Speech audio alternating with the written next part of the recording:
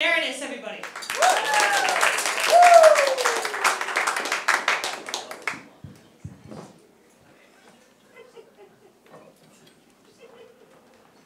So POTUS stands for President in the United States. Do people know that? Generally, yeah. I didn't know that for a really long time. I was getting confused all the time. I would read these news headlines that said stuff like, POTUS plans diplomatic visit to North Korea. And I was like, who really gives a shit? This guy with this hillbilly sounding name goes to North Korea. How much diplomatic influence can he possibly have? First off, he's less famous than Dennis Rodman. And I got even more confused when I found out he was married to somebody named Flotus.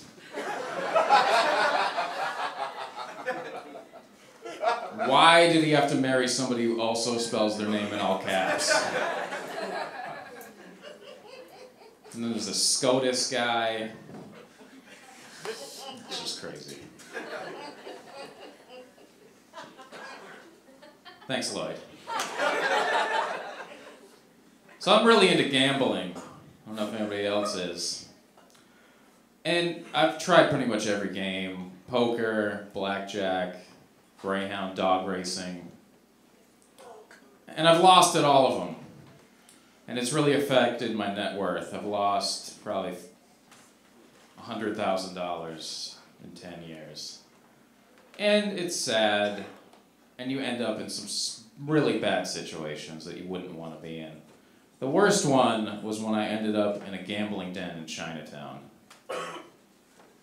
And I was down $5,000 before I realized I didn't understand the rules to Mahjong.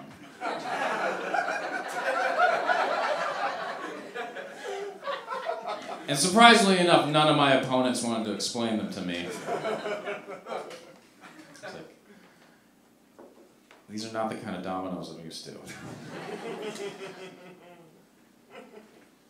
So I'm really into dog documentaries on Netflix. There's this particular one called 41 Dogs in a Home. And it's about a woman who lives in a home with 41 dogs in the UK. And you say 41 dogs, that's a very specific number. That's the legal limit for the amount of dogs you can have in a home in the UK. Believe me, she would have more. And her only source of income is her stud bulldog, George. She gets paid $5,000 for him to impregnate female French bulldogs. So this guy has a lot of pressure on his shoulders. And they actually have a scene where someone brings in a bulldog to be impregnated by George, and it has great British narration. It goes something like this. Oh, look here now, it's lucky bitch Susan. She looks all prepared to have a go with George the stud. All right, that's my time. Thank you.